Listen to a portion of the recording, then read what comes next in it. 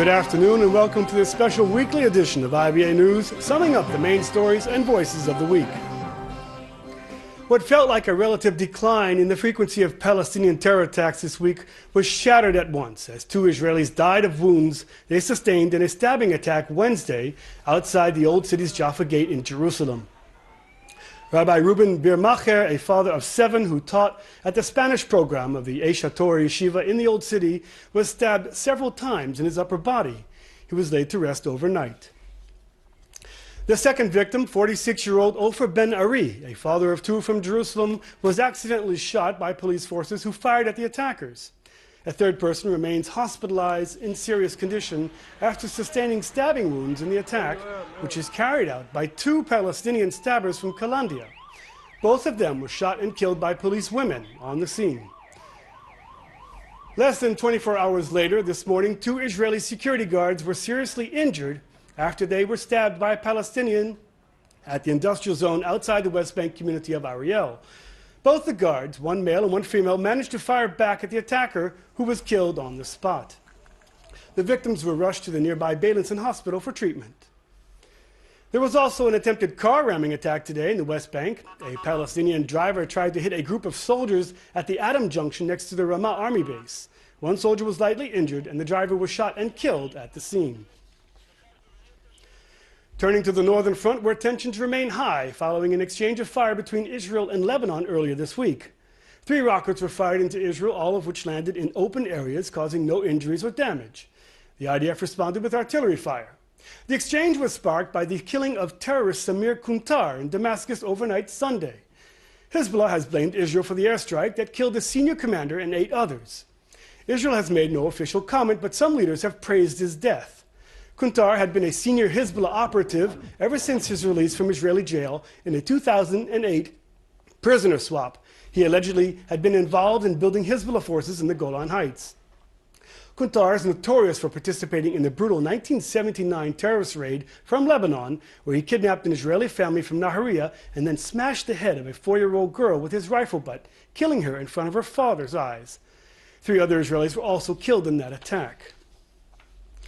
Hezbollah leader Sheikh Hassan Nasrallah vowed to avenge Kuntar's death.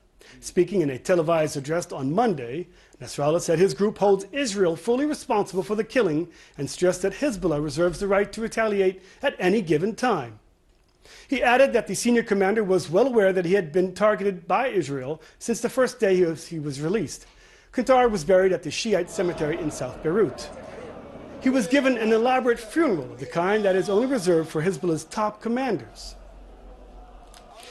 Mideast expert affairs Professor Moshe Maoz of a Hebrew University says that although Hezbollah is not interested in an escalation with Israel at this time, we should expect the terror group to retaliate for the death of Kuntar.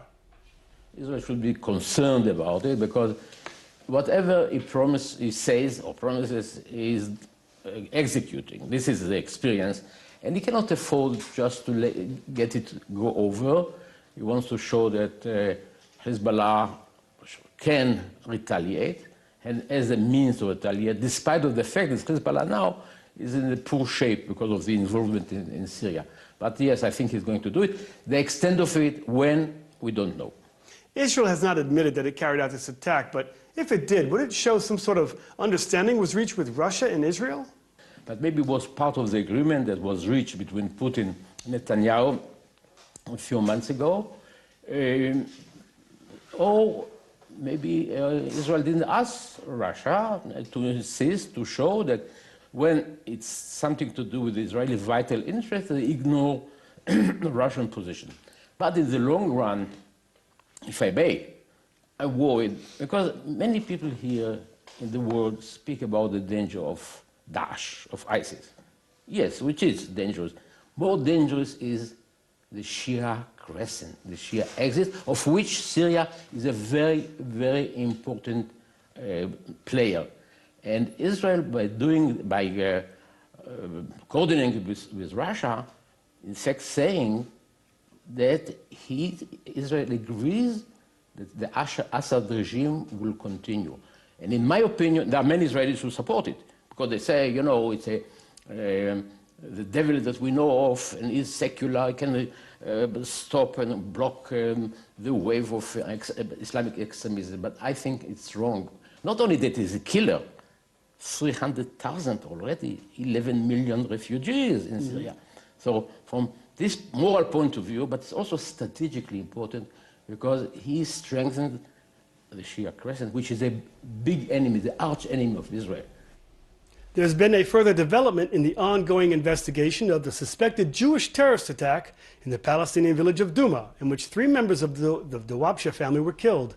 In a rare move, the Shin Bet Security Service announced that it planned to file an indictment against suspected Jewish extremists who were arrested last month in connection to the July attack, and stressed that a strict gag order was still in place regarding the details of the case. Meanwhile, hundreds of right-wing activists took to the streets of Jerusalem this week to protest what they called abusive treatment of the suspected Jewish detainees. Violence broke out on Sunday night between demonstrators and police near the city's Bridge of Strings as activists tried to block the main highway leading to Jerusalem. Similar protests were held outside the Jerusalem home of Shin Bet chief Yoram Cohen. The suspects' attorneys have appealed to the High Court with allegations that their clients were tortured during interrogation. They even claimed that one of the suspects attempted suicide, a charge that has been completely rejected by the Shin Bet. The security service maintains that all interrogations are held in accordance to law and are within the legal bounds mandated by the cabinet. The agency noted that all the conditions, including the denial of legal counsel for more than 2 weeks, were brought before the High Court of Justice and were approved. In what appears to be a related incident, there was another suspected price tag attack by Jewish extremists. On Tuesday, a smoke bomb was thrown at a Palestinian home in the West Bank village of Beit Ilu near Ramallah. A couple and their 9-month-old baby boy were inside the house at the time of the attack and were rescued without injuries. The words "revenge" and "greetings prisoners of Zion" were spray painted on the walls of an adjacent building in an apparent reference to the Jewish suspects in the Douma arson investigation. It's been cleared for publication that the Shin Bet Security Service has uncovered a large-scale Hamas terrorist cell based in the West Bank city of Abu Dis near Jerusalem. The group had planned to carry out bombings and suicide attacks in Israel. Up until now, 25 Hamas operatives, most of whom are students at the Abu Dis University, have been arrested. Among the detainees, there is also a 19-year-old Israeli Arab resident of Hura in the Negev. The cell was led by 24-year-old Ahmed Azam from Kalkilia. Azam himself was recruited by Hamas in Gaza and was trained to build bombs and suicide belts. Forces discovered an entire bomb-making lab inside the apartment he had rented in Abu Dis.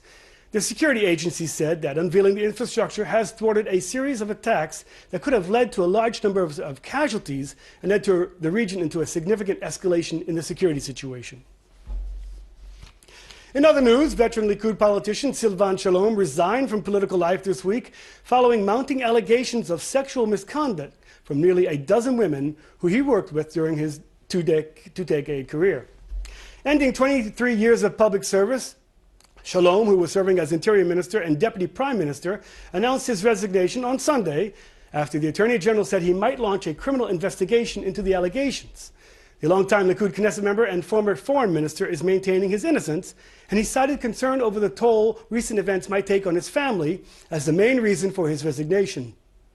Shalom will be replaced in the Knesset by the next in line on the Likud list, Attorney Amir Ohana, who will also be the first openly gay MK.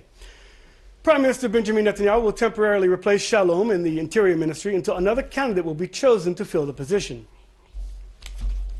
Well, joining me now in the studio to discuss some political developments and ramifications is Professor Menachem Hookman, head of the Political Science Department at Hebrew University. Thanks for joining us, Professor. I'd like to start off with Silvan Shalom. His resignation, will this affect the stability of the Prime Minister's office, government? Unlikely. It is very unlikely. It is a personal change in the government. At the moment, it doesn't look much more than that. He's not going to have a problem with his very narrow coalition? No, because he's replaced by another Knesset member of the Likud who is expected to be much more loyal to the coalition than Shalom himself. A recent poll found that about 81% of the public sort of agree with Silvan Shalom's move to step down. And does it seem that society is more lenient now to anybody who accepts responsibility? Not so much. I mean, part of what led to Shalom resignation is changing tolerance towards sexual abuse. Until 15 years ago, something like that would have gone almost unnoticed. Things have started to change, and probably the significance of the move is that he's replaced by the first gay Likud member.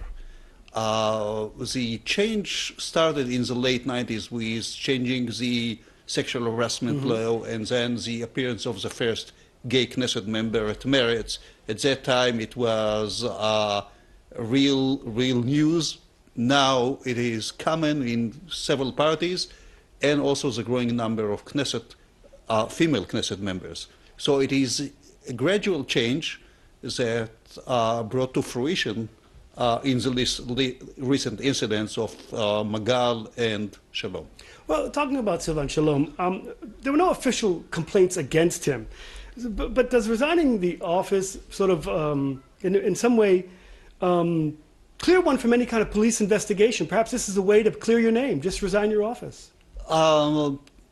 What appeared in the news is serious allegations by a former bodyguard of Silvan Shalom that brought complaint to the police. At the time, that complaint brought to an end.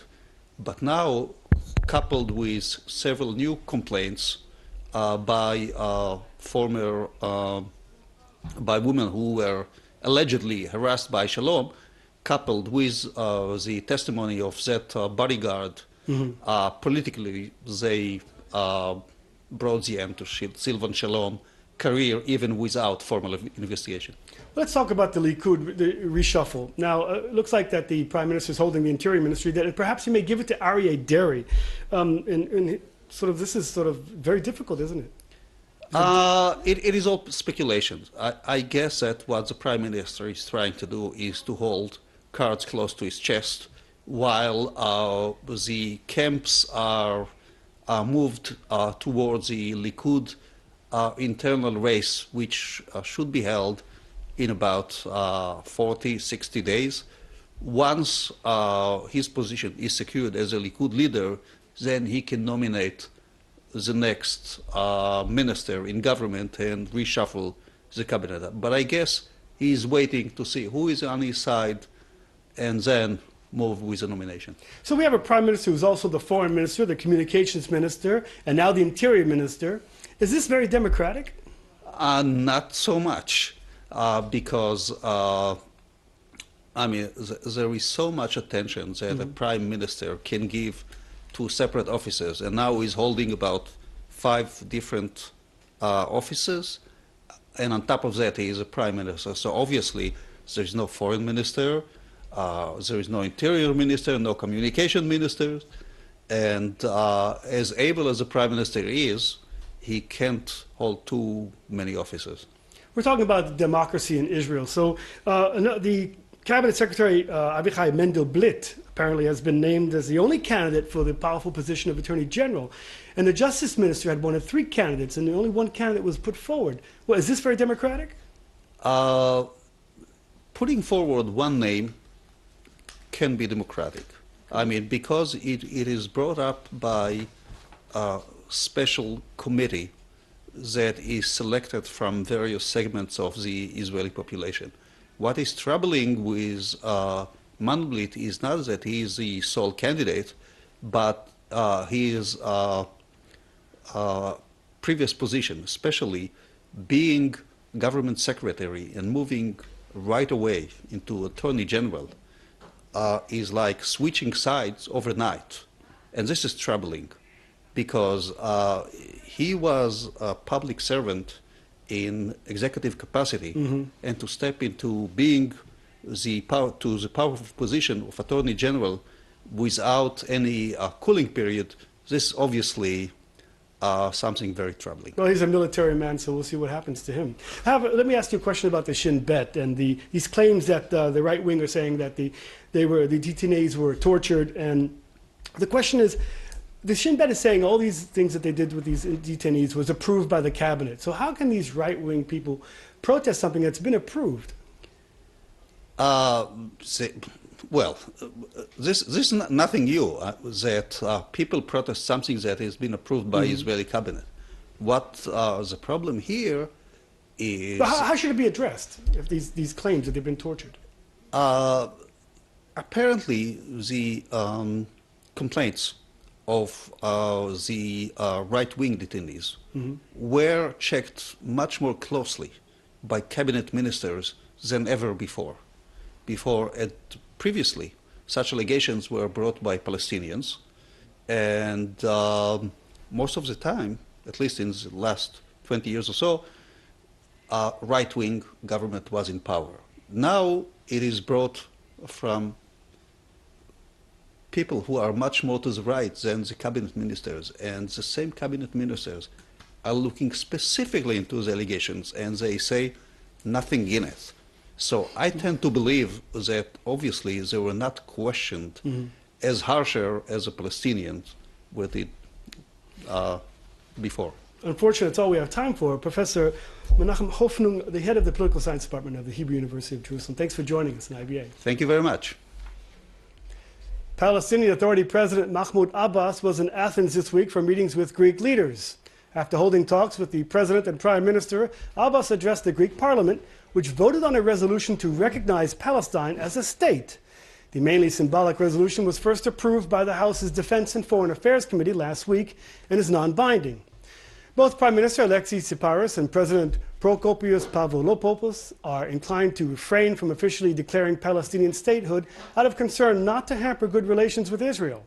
At the same time, Abbas used the platform to announce that in 2016, his national authority will begin issuing passports with the name State of Palestine rather than the current Palestinian Authority. Abbas said he believes the change will go into effect by the end of next year at the latest. The final link in the protective shield over Israel is being sealed. The David Sling air defense system this week completed the last phase of its trials and is expected to be transferred to the Air Force very shortly. The final test of the system took place over the course of 2 days and dealt with a simulated missile barrage at the State of Israel. All of the missiles were detected and destroyed in the tests, which defense officials declared as successful. David Sling, known in Hebrew as Shavit Ksamim, or magic wand, comes between the Iron Dome and the Arrow system and defends against medium-range missiles. The battery is small, mobile, and accurate. The first battery is expected to be deployed in early 2016, and some of the military operators actually took part in the test firings this week. The assessment is that the system will be operational just 3 months after it's handed over to the Air Force. The next set of tests for the system will be against incoming cruise missiles, which is a developing threat in the region. A crippling nationwide strike was averted at the last minute on Wednesday morning after the Treasury and the Histadrut Labor Federation agreed to increase the salaries of workers in the public sector. The two sides managed to work out their differences following hours of negotiations. According to the agreement, public sector employees will receive a minimum 7.5% salary increase, and lower wage workers will receive even more. In addition, employees will receive a 1,000 shekel bonus in January of 2016 and a similar bonus in January of 2017. A new caucus was inaugurated in the Knesset this week that aims to strengthen the Jewish world. With over 40 Knesset members, it's the largest caucus in the parliament. And their first act was to urge Knesset members to adopt lone soldiers. I was there, and here's my report. There was a time when the idea of strengthening diaspora communities around the world was an anathema in these halls. All Jews should move here was a prevalent theme. But Israel has matured, and Israeli lawmakers are seeing a vibrant Jewish world as a vital part of Israel's security. Today we understand that, as I just said inside, that Israel is the nation state of the Jewish people. Without a Jewish people, there's no nation, there's no state. And we also understand that we're a very small country. And while we talk about the home front command in this country in military terms, but in every other terms, we have to talk about the depth of this country. Our hinterland is the Jewish people. We have no other hinterland. And as we continue to combat delegitimization, BDS, the connection between Israel and the Jewish people is vital not only for our vitality as a country, but also for our security and our survival. This week, the Caucus for Strengthening the Jewish People was launched, and its chairman, Labor MK Nachman Shai, says it's time for a strong Israel to give to the diaspora. Now we have to think this strong country, Israel, what can it do for the Jews living out of Israel, to those who live in the diaspora, to the Jewish communities all around the globe. This is now our responsibility, not only theirs. We have to do every effort to involve Knesset members in the Jewish world. You'll be surprised how little they know. I don't blame them. That's the way it is. They're coming from all circles of the Israeli society, and they represent the country as a whole that doesn't always understand what the Jewish world means. Sometimes we deal with Jewish affairs, okay, but there are much more in that world. And the Jewish, and this caucus may raise the level of knowledge and understanding, first in the Knesset members and hopefully in the general public as well. Caucus members represent all points of the Zionist political spectrum. They're placing particular emphasis on strengthening connections through the Jewish Agency. Abraham Naguse, head of the Knesset's Immigration and Absorption Committee, says all Jews around the world must feel a link with Israel. The Jewish community, wherever they are, they must feel that the state of Israel is their home. No matter how he prays, how he dresses, and how he lives, a Jew, wherever he is, he has to feel that the state of Israel is his home. So Israel, as a Jewish and a democratic state, has to be a home for every Jew, no matter where he is. On hand were young adults from abroad who were contemplating making Aliyah, and some IDF veterans representing over 1,000 young Jews who are moving to Israel every year to serve in the IDF.